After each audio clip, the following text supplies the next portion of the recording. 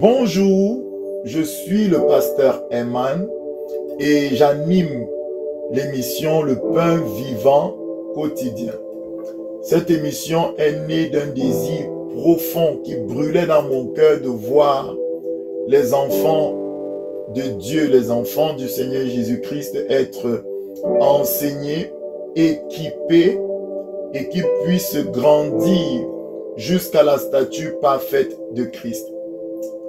Et donc cette émission est diffusée tous les jours du lundi au samedi de 7h à 7h30. Sans plus tarder, je vous laisse suivre l'émission. Bonne journée et que Dieu vous bénisse. Bonjour bien-aimés, bienvenue dans votre émission Le Pain Vivant Quotidien. Alors aujourd'hui, nous continuons notre série d'enseignements sur les héritages spirituels et nous sommes à l'épisode 2. Avant d'aller plus loin, je remets ces moments entre les mains du Seigneur. Père éternel, Jésus, c'est toi l'enseignant des enseignants. Je demande ta grâce, Père éternel. Tu as dit à Moïse que n'est-ce pas moi qui a créé la bouche? N'est-ce pas moi qui a créé la bouche? Seigneur mon Dieu Tout-Puissant, c'est toi qui as créé la bouche. C'est toi qui as créé la bouche, Papa. Utilise ma bouche et parle à tes enfants ce matin. Puisses-tu toucher les cœurs avec le peu que tu as mis dans ma bouche, dans le nom puissant de Jésus. J'ai ainsi prié. Merci Seigneur, je compte sur ta grâce. Amen. Bien-aimés, soyez bénis, soyez vraiment les bienvenus dans cette émission. Alors hier, j'ai posé les bases par le Saint-Esprit. J'ai montré, très important, que par rapport à la nature, le premier héritage qu'on reçoit, c'est la nature pécheresse. C'est-à-dire que c'est comme, voilà, c'est la nature qui passe de génération en génération pour nous qui sommes les descendants d'Adam. Parce que nous sommes venus d'Adam, du premier homme, et Ève, ils ont fait des enfants au fur et à mesure jusqu'à ton père et ta mère, et ton père et ta mère jusqu'à toi. Vous comprenez? Donc, Dieu voulant sauver les hommes, à cause de cette nature pécheresse qu'on héritait à la naissance, aucun des hommes de cette lignée-là, si je peux dire comme ça, de la lignée d'Adam ne pouvait sauver l'humanité parce qu'il était déjà infecté, même sans avoir commis aucune action. L'infection était déjà transmise, la nature était déjà transmise. Alors, Dieu a fait quelque chose qu'il n'a pas fait pour toutes les autres créations qu'il avait créées, c'est-à-dire les arbres. J'ai dit que Dieu n'est jamais revenu sur terre pour planter un nouveau arbre. C'est à l'homme de le faire. Alors Dieu est revenu sur terre pour créer celui qu'on appelle le second Adam. Ce n'est pas pour rien que la Bible dit que Jésus est le second Adam. C'est-à-dire qu'il est comme Adam, mais un deuxième. Vous me comprenez? C'est ce que ça veut dire clairement. Si Adam n'avait ni père physique, ni mère physique sur le plan génétique, sur le plan, vous me comprenez, il était le premier, il n'y avait personne avant lui, sauf Dieu. Alors Jésus aussi est avant toute chose, nous dit la Bible. Quand on dit qu'il est le premier-né de la création, en réalité, Adam a perdu sa place de premier quand il a chuté, puisqu'il était le premier-né de la création humaine, si vous voulez comme ça. Adam a perdu cette place-là. C'est Jésus qui a vaincu le diable, qui n'a jamais péché, qui a vraiment qui est la tête de toute chose, qui est la création pure de Dieu. Donc, il vient il est le second Adam. C'est-à-dire que ce qu'il a comme Adam, c'est que il descend directement de Dieu. Le sang qui coule dans ses veines, ça vient du souffle de Dieu directement. Il ne se n'est pas passé par le sang des parents, vous me comprenez? Donc, il est pur, il est comme Adam au commencement. C'est juste que lui, à la différence d'Adam, il a été mis dans le ventre d'une femme. Il est passé par tous les processus. Il a grandi, mais sinon, il est identique dans sa création à Adam. Vous comprenez? Adam a été créé grand, mais Jésus a été créé embryon. Mais ça ne change rien.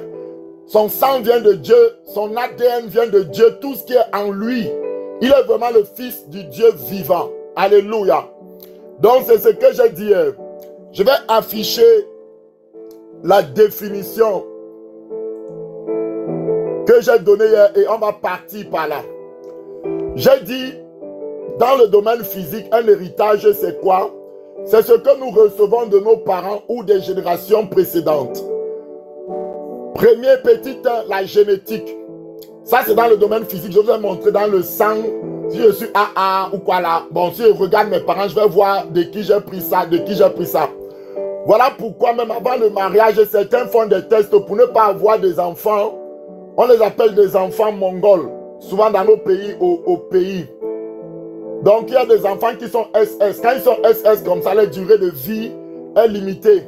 Donc, si par exemple, je suis AS et que ma femme est AS, si on connaît ça avant de se marier, on va vraiment, d'après la semaine, par rapport à la science, on va nous dire non, c'est pas bon. Vous avez une possibilité de sortir SS. On ne sait jamais.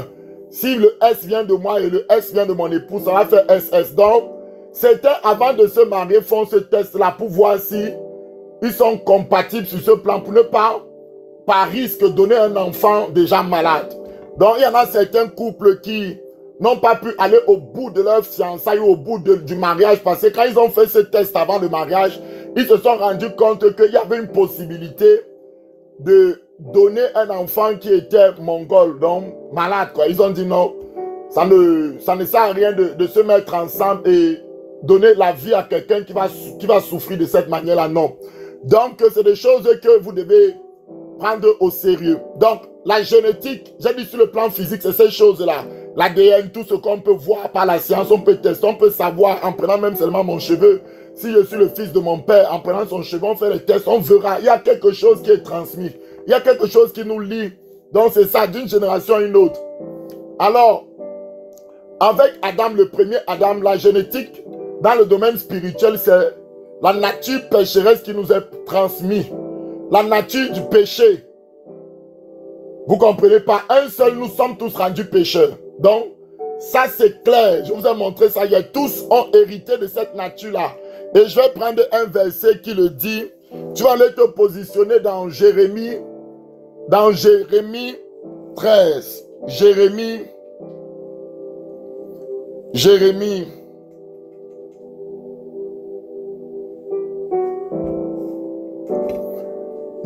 13. Je cherche Jérémie. Merci Saint-Esprit pour ta grâce, pour ton amour infini. Jérémie 13, à partir du verset 23. Que nous dit la parole du Seigneur Jésus? Un Éthiopien, vous voyez, ça c'est cette nature. Un Éthiopien peut-il changer sa peau? Là, ici, le Saint-Esprit prend cette phrase ou des images pour nous expliquer qu'on a reçu une nature. Il dit, mais cette nature-là que vous avez reçue, vous avez besoin que quelqu'un vienne mourir pour vous, pour crucifier. Vous ne pouvez pas de vous-même. Voilà pourquoi Paul a dit que j'ai été crucifié. Donc ce n'est pas lui-même qui s'est crucifié, il a été crucifié à la croix. Il fallait que Dieu mette à mort cette nature qui était transmise de génération en génération. La Bible dit, un Éthiopien peut-il changer sa peau et un léopard ses taches? De même pourriez-vous faire le bien, vous qui êtes accoutumés à faire le mal. Ça veut dire que cette nature que nous recevons d'Adam nous pousse à faire le mal, nous pousse à faire ce que nous ne voulons pas. C'est ce que Paul disait dans Romains. Le bien que je veux faire, ce n'est pas ce que je fais, mais c'est le mal que je fais. Ça veut dire que ce n'est plus moi forcément qui le fais, mais il y a quelque chose en moi, le péché qui habite en moi. Autrement dit, je vous ai dit que le péché, ce n'est pas une action. Ça dit que c'est aussi la nature qui est mise. Voilà pourquoi quand je dis que nous sommes pécheurs tous, il ne parle pas seulement des actions que nous avons commises, mais il parle même de l'intégrité de notre sang. C'est pourquoi Jésus-Christ est l'agneau sans tache ni ride. Ce n'est pas seulement au niveau des actions. Il n'a pas péché, certes, il n'a pas fait de faute, mais au niveau même de l'intégrité de son sang, de sa chair, il était pur. Dieu dit qu'il a créé les hommes parfaits. C'est les hommes eux-mêmes qui ont cherché des détours. Mais Jésus a été créé parfait dès sa naissance et jusqu'à ce qu'il a vieilli. À 33 ans, il a donné sa vie. Il était toujours parfait. Agneau sans tache ni ride. Il n'a jamais péché ou fauté. Alléluia. Donc, c'est les choses que nous devons comprendre. Donc, je suis en train de vous montrer déjà. Je vous ai donné ma définition. La génétique, dans ma définition, dans le domaine spirituel, c'est ça. Côté Adam, je reçois la nature pécheresse. L'esprit qui a été infecté, corrompu par quelque chose de satanique. Alléluia. Et je suis déjà un fils de la rébellion dès la naissance. Je veux toujours me rébeller, je veux toujours faire le mal. C'est inné. On ne m'apprend pas à mentir, on ne m'apprend pas à voler. C'est inné, c'est déjà transmis par Adam. Il faut que je sois sauvé. J'ai besoin donc de Christ. Ce n'est pas que bon, je n'avais pas fait beaucoup de mal dans ma vie, je n'ai jamais volé. Non, ce n'est pas une question de voler, bien aimé. Même si tu n'as jamais posé une action, le bébé qui vient de naître a besoin de salut, même s'il ne le sait pas encore. Il a besoin d'un salut immédiat parce que dans son sang, dans ses gènes, il a quelque chose qui le détruit. Voilà pourquoi quand il sera conscient, il va donner sa vie à Jésus, parce que ce n'est pas forcément parce qu'il a posé une mauvaise action qu'il est pécheur, mais ça lui a été transmis par Adam. Maintenant, nous avons vu le second Adam. En ce qui concerne le second Adam, il nous a aussi transmis quelque chose, mais lui, on se connecte à lui par la foi, vous avez déjà compris. Donc tous ceux qui ont l'esprit de Dieu sont fils de Dieu. Donc là, je suis en train de parler de ma définition. La génétique, je vous montre ce que ça représente sur le plan spirituel. Tu as la nature d'Adam, parce que tu es né de lui, de manière de sa lignée physique. Donc, ça c'est clair. Mais tu peux avoir la nature de Christ aussi. Si tu te convertis, tu deviens une nouvelle créature, ton esprit sera régénéré. Et tu auras un esprit nouveau. On va aller lire ça dans Romains 8. Là, je suis en train de parler de la première partie de ma définition. Je vous ai dit qu'il y a 3 choses qu'on peut recevoir. On reçoit la génétique. C'est les choses qui sont à l'intérieur de nous. Vous comprenez? Dans le domaine physique. Maintenant, qu'est-ce que ça représente dans le domaine spirituel? Je vous ai dit que le physique vient du spirituel. Je vous montre maintenant que la génétique que nous avons reçue d'Adam, c'est ça. C'est la nature pécheresse qui est transmise de génération en génération. Ça, c'est la génétique. Maintenant, la génétique que nous recevons de Christ, c'est l'esprit. Voilà pourquoi quand Jésus est venu, il dit que l'esprit n'était pas encore, parce qu'il n'était pas encore crucifié. Depuis que Jésus est mort, tous ceux qui croient en lui reçoivent son esprit, sa nature. On va aller lire ça dans Romains. Saint-Esprit, je te bénis pour ta magnificence et pour ta gloire. Je ne peux absolument rien sans toi. Romains 8, verset 14. Seigneur, sois béni, sois exalté pour ce que tu nous donnes ce matin. Tu es le Dieu qui enseigne, tu es le Dieu de gloire. Que je diminue et que tu croisses. Romains 8, verset 14. Car tous ceux qui sont conduits par l'Esprit de Dieu sont fils de Dieu. Quand on dit fils, c'est-à-dire qu'on la nature, il y a quelque chose de Dieu en eux, c'est ça. Quand tu as la foi en Christ, première des choses, il t'envoie son esprit. Ça, c'est automatique. Je te dis donc, ce n'est pas parce que tu as fait quelque chose de bon, non. À cause de l'obéissance d'un seul, on sera rendu juste là. C'est-à-dire qu'enfin que nul ne se glorifie, personne ne va prendre la gloire qui doit revenir à Christ par ses œuvres. Jamais.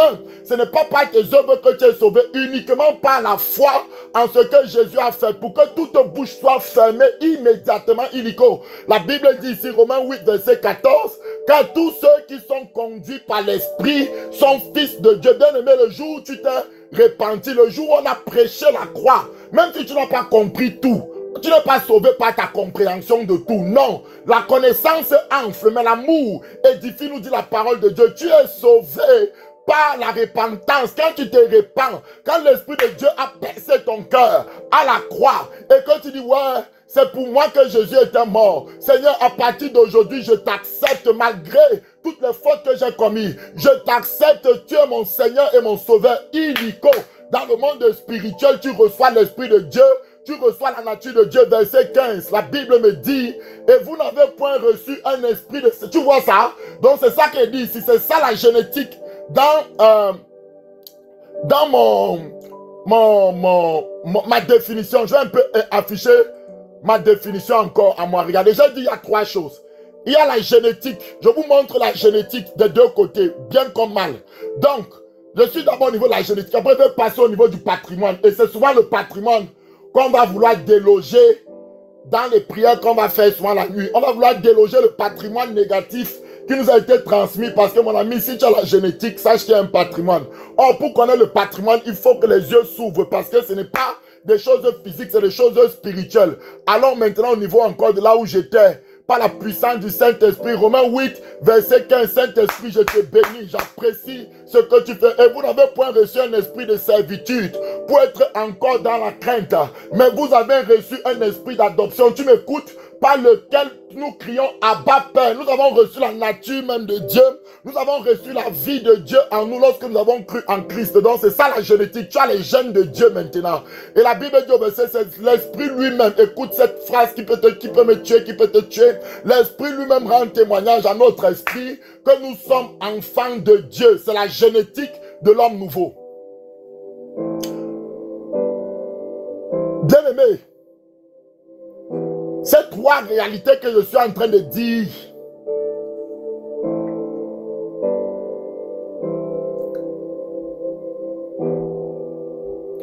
sont très importantes. La génétique, ici on parle de l'identité. Sans avoir fait quoi que ce soit, sans avoir jeûné, sans avoir prié, j'ai accepté Jésus, sans les œuvres de la loi, sans quoi, juste par la foi, je reçois tout ce que je suis enfant de Dieu. Mais le jour là où la Bible dit à tous ceux qui l'ont reçu, à tous ceux qui croient en son nom, elle a donné le pouvoir de devenir enfant de Dieu. Dieu t'a recréé dans ton esprit. Ça, c'est un enseignement que tu dois avoir. C'est aussi ça, ta génétique spirituelle en Christ. Sans oublier qu'il y a la chair qu'il faut crucifier tous les jours. Car la Bible dit que tu dois renoncer à toi-même à cause d'Adam tous les jours. Parce que jusqu'à ce que Dieu vienne changer ce corps, c'est-à-dire qu'il vient maintenant transformer ce corps, l'autre corps là, mon ami, c'est seulement il est bon à rien.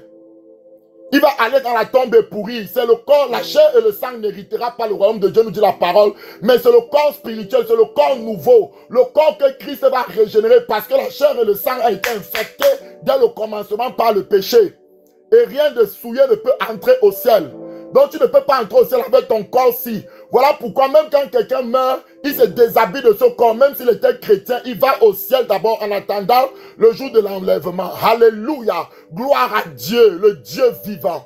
Alors on va aller lire un autre passage qui nous parle toujours de la génétique qu'on a reçue de Christ. Je vous ai montré la génétique d'Adam.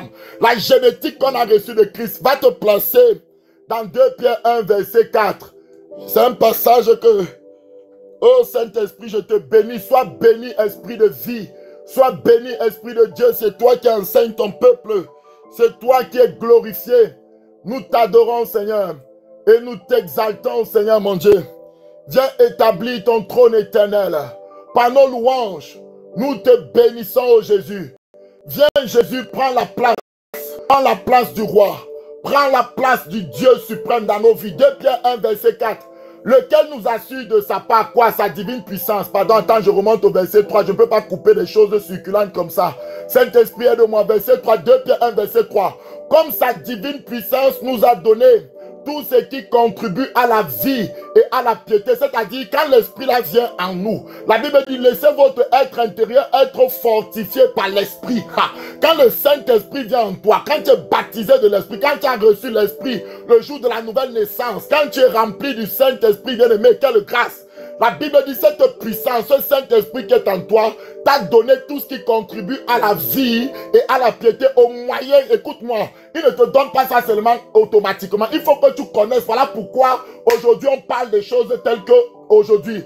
Il faut que au moyen de la connaissance claire de celui qui t'a appelé par sa propre gloire et par sa vertu. On va au verset 4. La Bible nous dit, lesquels nous assurent de sa part les plus grandes et les plus précieuses promesses, dont les plus grandes et les plus précieuses promesses, afin que par elles vous deveniez participants de la nature divine.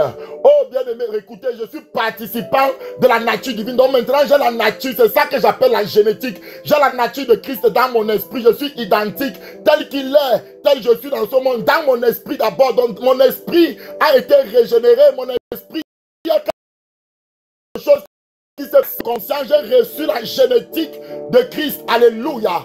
Et la Bible dit qu'en fuyant dans cette génétique-là, va me pousser maintenant à vivre dans la sainteté.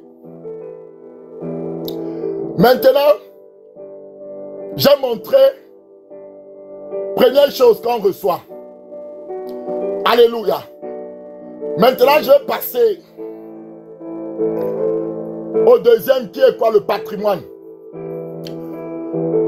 Le patrimoine qu'on reçoit du côté d'Adam, c'est les dettes. Je vous ai dit que soit on te donne des maisons, je prends tout le cas physique des maisons, ton père t'a laissé beaucoup de choses, si c'est des maisons, un héritage, c'est bien.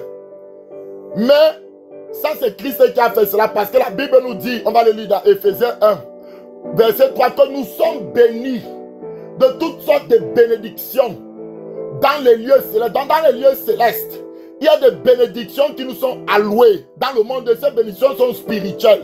Mais si nous avons conscience de cela, si nous avons la révélation de ces bénédictions, on peut les manifester pour aider les gens sur terre. Ce n'est pas d'abord des bénédictions matérielles. Je vais entrer, calmez-vous, je suis là. Je vais entrer doucement dans la réalité de ces choses. De la même manière, dans le côté d'Adam, il nous a aussi laissé beaucoup de malédictions. Pas seulement lui, lui il a fait une faute. Mais la génération qui suivait a tué, a fait d'autres choses. Donc à chaque génération, il y avait des dettes. Vous savez que dans la Bible, quand Jésus parle de quelqu'un qui devait à quelqu'un 10 000, et la personne lui a remis ses dettes, on parle ici du péché, vous connaissez au moins c'est ça. Et puis l'autre devait seulement un petit ou ses 100 à son frère, il n'a pas voulu lui remettre sa dette. Et Dieu a pris celui-là, l'a mis en prison. Donc la dette ici, c'est le péché. La dette ici, c'est l'iniquité qui est transmise. Voilà pourquoi je dis que le patrimoine que Adam nous a laissé, ce n'est que des dettes. Et de génération en génération, la dette devient de plus en plus colossale. Parce que la Bible dit même dans la parabole de l'ivraie et du blé, que laissez croître l'ivraie et le blé. Et la Bible nous dit que l'iniquité se sera accrue. C'est-à-dire que la dette va aller en grandissant.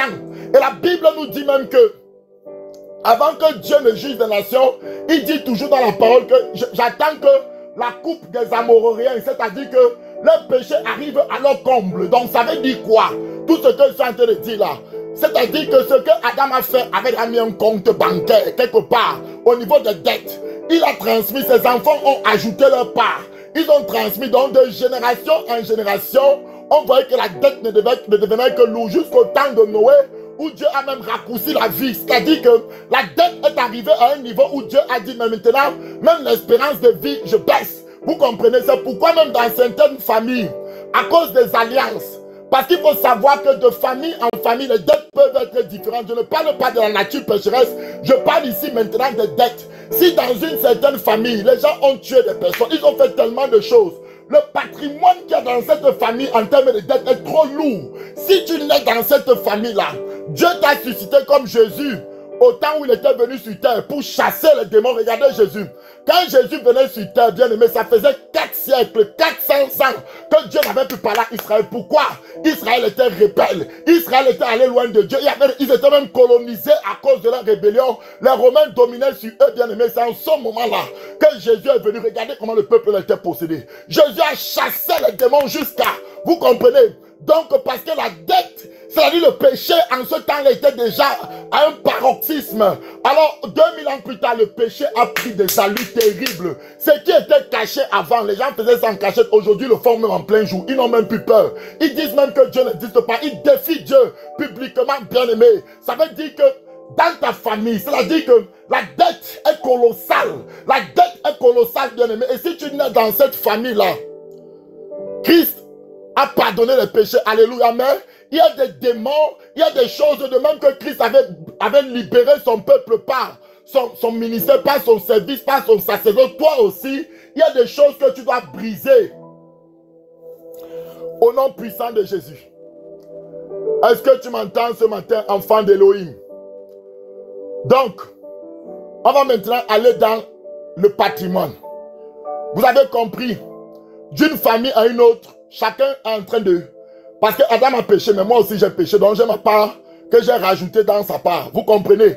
Et je vais transmettre. Donc si moi je n'étais pas chrétien par exemple, et que j'étais polygame, je fais encore plus que même mes parents.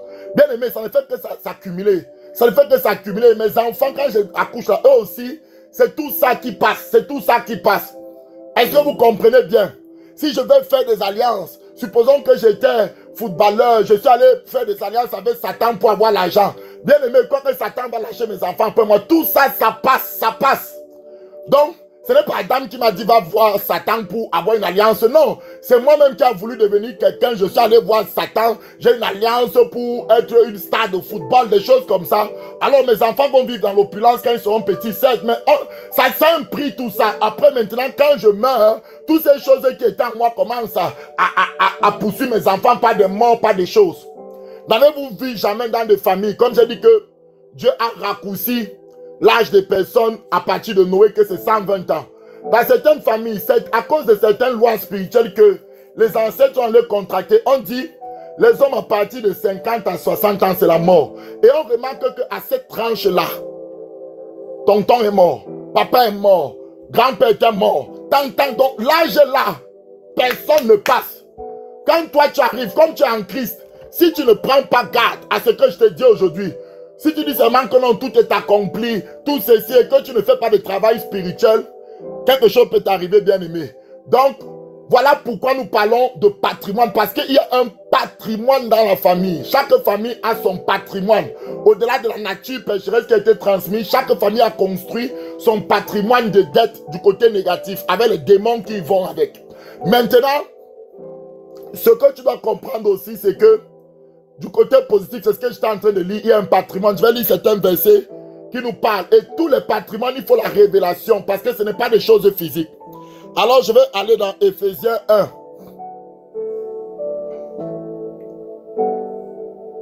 Saint-Esprit, je te bénis. Je te loue, Papa, parce que tu es glorieux. Tu es merveilleux, Seigneur. Merci pour ta parole de ce matin. Qui suis-je, Papa, pour parler de ta part? Qui suis-je, Seigneur mon Dieu? Éphésiens 1, à partir, on va lire, bien aimé, on va lire que nous sommes héritiers. C'est des choses comme ça qu'il faut lire. Éphésiens 1, à partir du verset 11. Que nous dit la Bible? En lui, nous sommes aussi devenus héritiers, ayant été prédestinés suivant la résolution de celui qui opère toutes choses, d'après le conseil de sa volonté. Alléluia.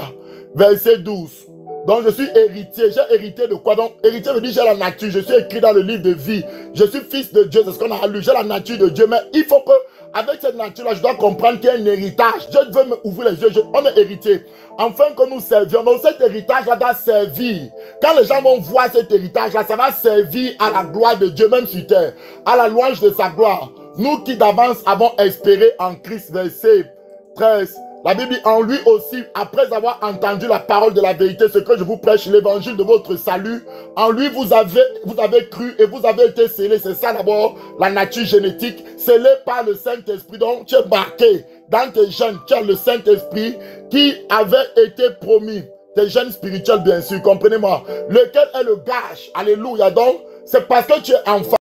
Je ne suis pas enfant, je ne peux pas être parmi la liste de ceux qui vont. Il faut d'abord que je sois enfant.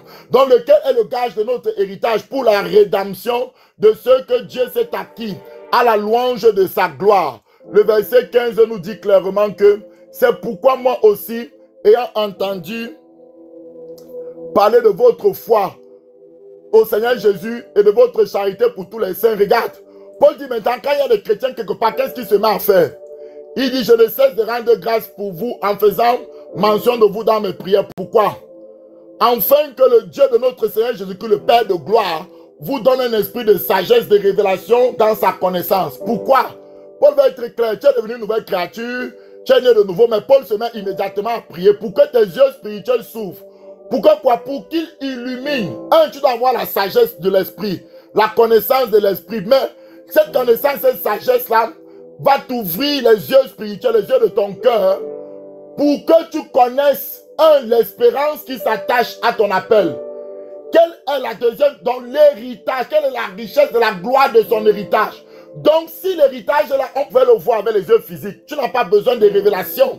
Parce qu'avec tes yeux physiques, tu peux voir. Mais comme ce n'est pas comme un héritage physique qu'on t'a légué, mais c'est un héritage spirituel, même pour ce que Jésus a fait pour toi. Écoutez-moi, bien-aimé. Nous avons besoin de la révélation de l'esprit pour comprendre.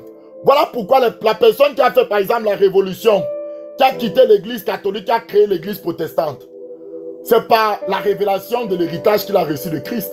Chaque fois qu'il y a un nouveau mouvement de Dieu sur terre, C'est juste que Dieu a fait une illumination. Dieu a révélé l'héritage à son enfant. Et son enfant dit, mais je ne savais pas. Donc, ceci existait en Christ. Et il a pris cette révélation. Il a commencé à courir pour emporter le but de la vie chrétienne sur terre.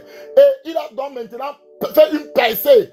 Et les gens commencent, ah, ce qu'il dit est vrai, c'est même écrit. Et on était aveuglés. Et il a mené, c'est ce qui s'est passé avec celui qui a créé le mouvement des protestants.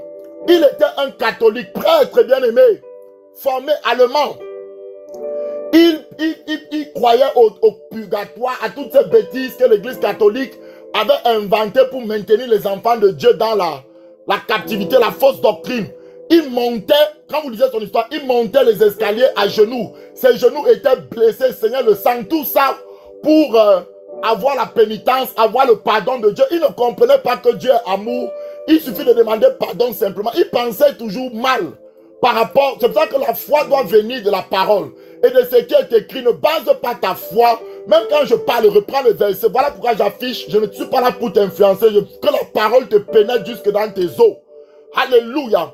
Alors, le gars a un jour, il a entendu la voix de l'Esprit bien-aimé. C'est ce que j'appelle l'illumination. L'Esprit lui a dit que le juste vivra par la foi. C'est à cause de ce verset-là, bien-aimé, que nous avons eu la révolution. Il a dit, mais pourquoi la Bible, si ce n'est que les prêtres qui doivent la voir? C'est lui qui a fait cette percée. Il a fait qu'on imprime la Bible partout. Voilà l'héritage. Aujourd'hui, que tu as la Bible à la maison, sais-tu que c'est à cause? Bien sûr qu'il ne connaissait pas tout. Mais Dieu a utilisé cet homme-là pour ramener une certaine vérité. Après lui, il y a eu d'autres mouvements qui ont de plus en plus, la lumière ne faisait que grandir. Alléluia. Donc, quand on parle d'illumination ici, écoutez-moi. Ce que tu n'as pas vu par tes yeux spirituels, tu ne peux pas le manifester, tu ne peux pas le vivre, tu ne peux pas le recevoir. Voilà pourquoi même dans le côté positif, Paul prie, pas pour des païens, pour des chrétiens qui viennent de se convertir, dit que oui, la conversion c'est bien. Mais si vous n'avez pas la révélation de ce que Dieu vous a donné en héritage, vous serez comme des esclaves. La Bible dit clairement que lorsque l'enfant, lorsqu'il est petit, il est sous des administrateurs, il ne diffère en rien d'un esclave. Satan va le tromper par de fausses doctrines, Satan va le balader à gauche-droite. Bien aimé, comment pendant des années, les gens disaient que non, les dons du Saint-Esprit, c'était qu'au 1er siècle, par les premiers apôtres, c'est fini. Dans les églises baptistes, en Amérique, voilà la doctrine qui était prêchée. Jusqu'à ce qu'il y ait le réveil d'Azusa Street, jusqu'à ce qu'il y ait d'autres, le baptême, le Saint-Esprit est devenu réalité. Des miracles effrayants sont revenus sur la scène, bien aimés. Pourquoi on vit les yeux se sont ouverts et ils sont entrés dedans. Alléluia, gloire à Dieu.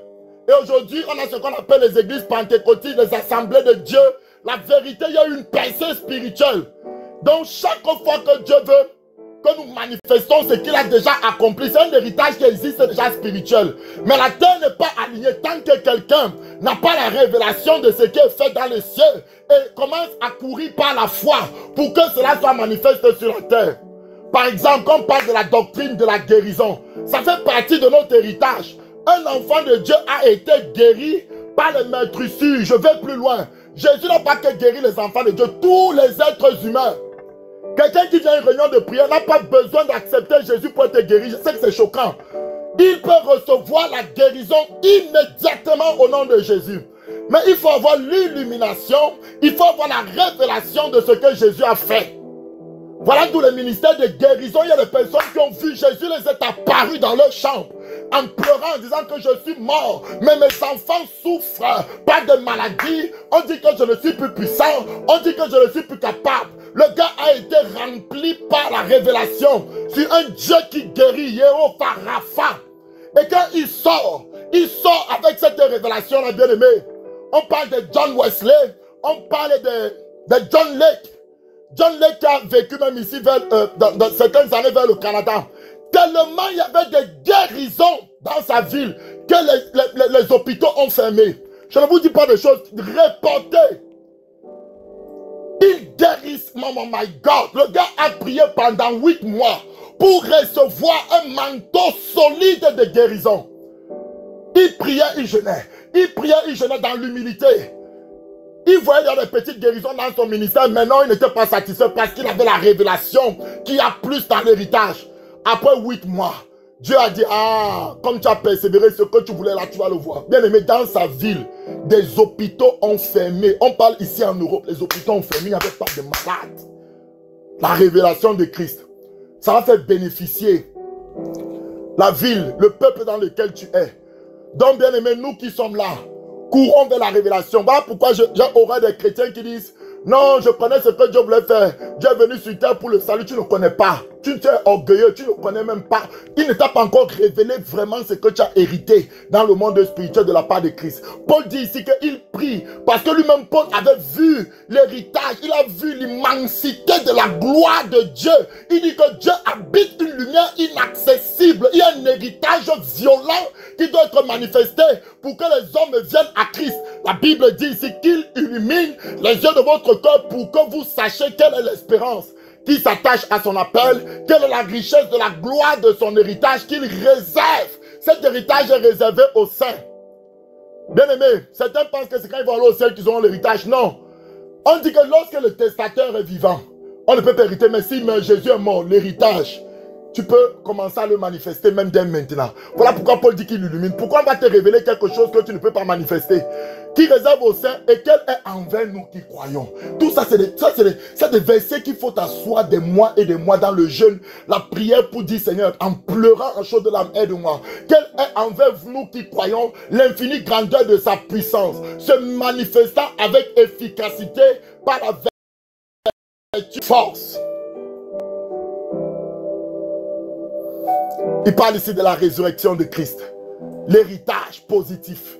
Il y a tellement de choses dans l'héritage positif. Il y a la justification, le don de la justice. Tu dois avoir la révélation. Sinon, tu seras dans les efforts. Tu dois comprendre ce que tu as reçu. C'est un héritage. C'est quelque chose qui t'a été donné par la foi. La grâce par la foi devient une réalité dans ta vie. Il y a la guérison, la délivrance. Père, si tu n'as pas vu, c'est pour ça que voir certains chrétiens, ils ne peuvent même pas chasser un démon. Ce n'est pas qu'ils ne sont pas capables. Ils n'ont pas. Dieu n'a pas ouvert les yeux pour qu'ils voient que c'est leur travail là-bas. Et maintenant, ceux qui ont, par la grâce de Dieu, pas parce qu'ils sont quelque chose, ont eu cette révélation et qui se battent pour courir, comme Martin Luther King qui voulait délivrer le peuple du mensonge des catholiques. On va commencer à lancer les fausses doctrines. Et ils insistent trop sur telle chose. Alors que ce qui est plus important, bien aimé, c'est Dieu qui sait ce qui est important. Ce n'est pas à nous de dire au Saint-Esprit comment il veut se manifester. Dans cette génération, si regardez le nombre de maladies, regardez le nombre de démoniaques, combien nous-mêmes les pasteurs, nous recevons des témoignages qui peuvent nous déchirer le cœur. Bien aimé, on a plus que besoin de vivre l'héritage. Je vais aller lire, pour ceux qui doutent, qui pensent que l'héritage là c'est juste au ciel. Allons dans Colossiens. Colossiens 1, je vais finir par là. Colossiens 1, verset 12. Rendez grâce au Père qui vous a rendu capable d'avoir part, écoutez le verbe, à l'héritage des saints dans la lumière. Pas quand vous serez au ciel, d'avoir part à l'héritage. Tu es rendu capable en tant qu'enfant de Dieu. Le monde entend avec un ardent désir la révélation. Cette révélation, c'est ce que tu as été. Tu as vu dans le monde spirituel par l'esprit, les choses que l'œil n'a pas vues, que l'oreille n'a pas entendues, qui ne sont pas montées au cœur. Dieu t'a révélé, c'est entré en toi. Tu ne vis que pour cela. Tu as été, la Bible dit, Paul dit, je n'ai pas pu résister à la vision céleste, pas à la théorie, non. Il a eu une vision qui a pénétré, il a vu quelque chose que l'œil ne peut pas voir. Et il dit, il n'a pas pu résister, la vision céleste l'a absorbé, la vision céleste l'a englouti toute sa vie. Il y fait tout pour l'évangile. Il n'a plus d'autre vie que l'évangile. La Bible dit, rendez donc grâce au Père qui vous a rendu capable d'avoir part à l'héritage des saints dans la lumière, bien-aimé, et qui nous a délivrés de la puissance des ténèbres pour nous transporter dans le royaume du Fils de son amour. On va s'arrêter là aujourd'hui et à partir de demain, je vais vous montrer des cas précis dans la Bible où il y avait des malédictions, un héritage des dettes. Ouais, les malédictions. Les malédictions. Je vais juste en toucher un peu parce que Il y aura un autre chapitre sur les malédictions dans le Nouveau Testament, dans la Nouvelle Alliance. Je vais vous montrer que Dieu, par son sang, a ôté. Il y a une certaine malédiction que Dieu a ôté. Le reste, c'est à notre portée. On peut briser certaines malédictions. Dieu brise certaines malédictions au travers de nous. Ça, c'est important que nous sachions aussi ça. Soyez bénis, bien-aimés. Je m'arrête là aujourd'hui. Que Dieu vous bénisse. Je vous aime par la grâce du Saint-Esprit. Soyez bénis. Merci d'avoir suivi cette émission et j'espère vraiment de tout cœur que vous avez été richement bénis. Alors, si vous avez des témoignages, des questions bibliques par rapport à certains sujets, n'oubliez pas de nous écrire à notre adresse mail qui sera mise dans la description de cette vidéo. Et puis, surtout, likez en cliquant sur le pouce, vous likez et vous partagez à vos connaissances, afin que le plus grand nombre puisse être aussi béni. Alors, on se retrouve pour d'autres épisodes. Soyez bénis au nom puissant de Jésus.